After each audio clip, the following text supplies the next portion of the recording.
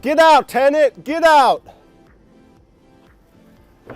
If it was only that easy to get your tenants out, sad news, it's not that easy. So in this video, I'm gonna go over the best practices and best ways to get your tenant out of the house if there's no other option.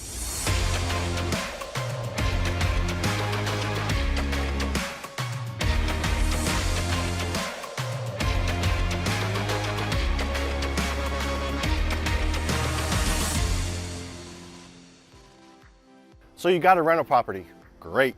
You got a tenant in your rental property, even better. But now you have an issues with the tenant. Either they're not paying or they're not taking care of the property or not holding up their end of the bargain on the lease, and you need to get them out. So in this video, we're gonna talk about some best practices to get them out as quickly and fairly as possible. All right, so the first step in being able to get your tenants out quickly, if you need to, is keeping good records. Taking pictures of all the issues that they've done to the property if they're damaging property. Having records of how late they are, having their lease ledger up to date, having records of when you've sent them notices about either issues with the property or not paying. Just have all your records in place. This will help you if you do have to go to court, which we're going to talk about ways to avoid going to court. At the end of this video, I'm going to tell you the #1 way to avoid going to court to save you money and get your tenant out as fast as possible. We've done it and it works incredible, and it's a great way to avoid all this legal mumbo jumbo. So stay tuned till the end. I'm going to talk about that.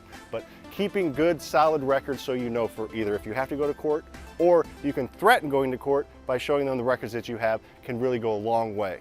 The second thing that can really help you if you need to get a tenant out is training your tenant from the beginning.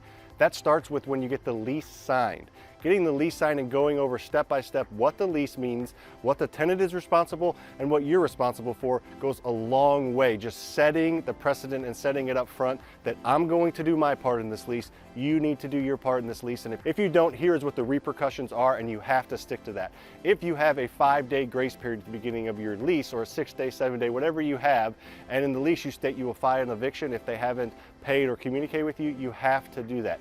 Now, if you don't understand what filing an eviction means, it means sending the tenant with a lawyer to the court system saying that you're going to legally remove them from the property. Now, the thing about that is when you file an eviction, you don't always have to follow through. Just filing that eviction because it says that in your lease is super important, because you can file an eviction, the tenant will get a note from the lawyer, and then if they pay, you can just cancel the eviction. So filing the eviction, that's important to note, does not necessarily mean you're gonna have to go to court like Judge Judy or something like that. Just filing the eviction just starts the legal process, and honestly just kind of gives you a little bit of ammo behind you, showing that you mean business. Another point on it is if you're filing it every month or every other month for a while, you're gonna have a really good strong case with the court that'll just be a lot easier, and it'll just show you in your head that you probably maybe should follow through with the eviction if you're having to file it every single month for a while.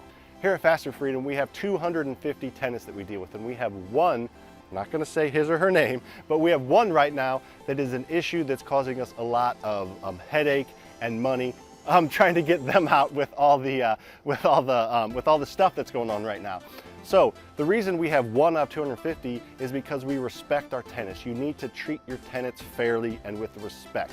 You need to do what you say you're going to do in your lease and what you say you're responsible for in your lease. And in return, they're much more likely to respect you and take care of their end of the lease. Not always are the tenants going to return the respect, but we teach and we preach being respectful to your tenants, treating them fair, and in turn, a majority of the time, they're going to do the same back. The next thing that can really help out if you're stuck in the sticky situation of trying to get your tenant out of the property as quickly and as efficiently as possible is giving them resources. There's a lot of organizations that help people that are kind of down on their luck pay rent. There's church organizations, there's other nonprofit organizations that you can direct them in, and they have to fill out a form and they have to do the work themselves. But if you at least get that in front of them, you're giving them every opportunity to pay you rent and to get your money on time.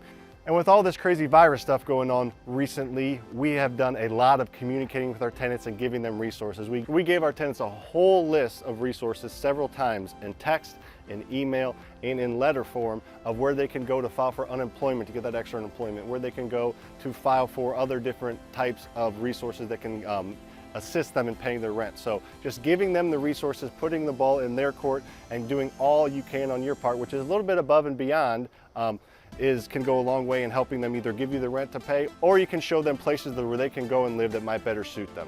So another thing to note is if there's illegal activity going on in the property. If there is, then you need to get the police involved, which helps A, let them know that you mean business, and B, can really help move the eviction process along if it gets to that point. So if there's any illegal activity going on, you're not the police, don't try to beat the police, call the police, get them over there, file a report, and you can lean on that if you need to in the future. So we just went over several ways to try and avoid eviction. Now stay tuned, because at the end I'm going to give you the #1 way to avoid eviction that we've done several times that has saved us thousands of dollars in not collecting rent because having to go through the long eviction process and having to pay lawyers. So stay tuned for that.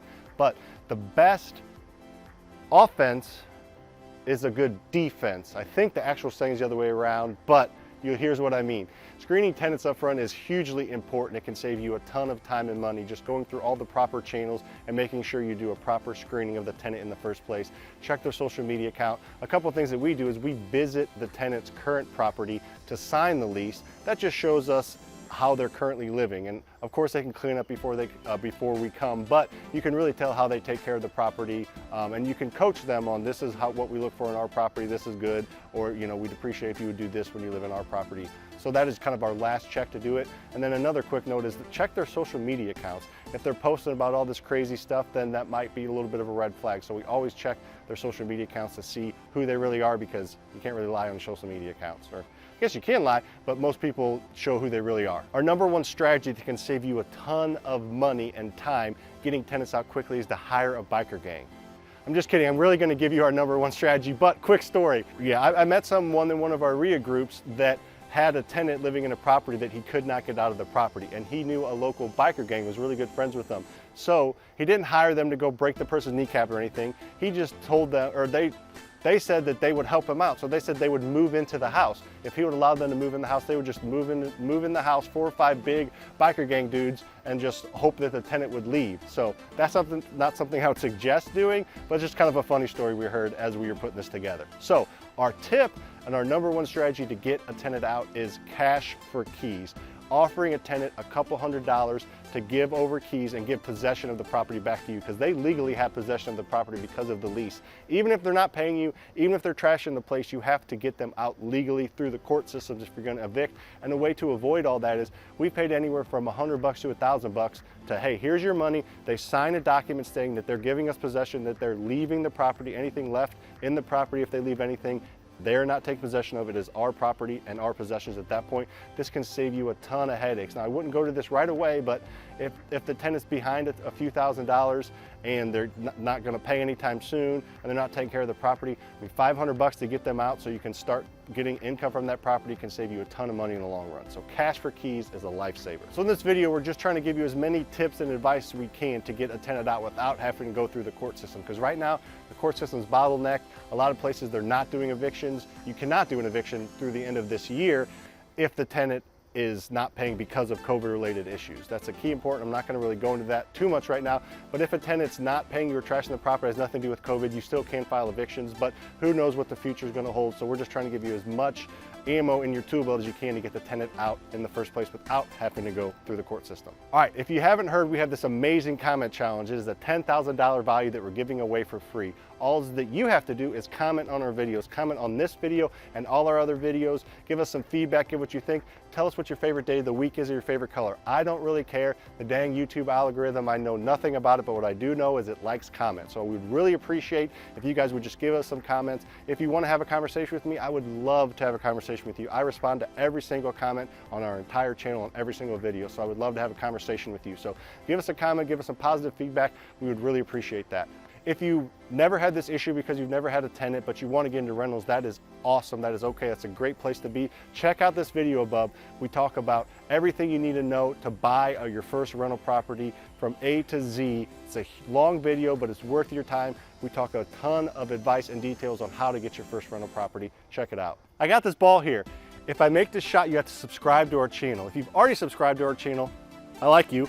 But you go to freerentalwebinar.com. I put on a 90-minute webinar where I teach a ton about getting wealthy through real estate without using any of your own money. Let's see if you guys are going to be subscribing. That was the first time. So here we go. Air ball. Let's do this again. All right, redo. Guess what, guys and gals? If I miss it, we can still do that. Let's see.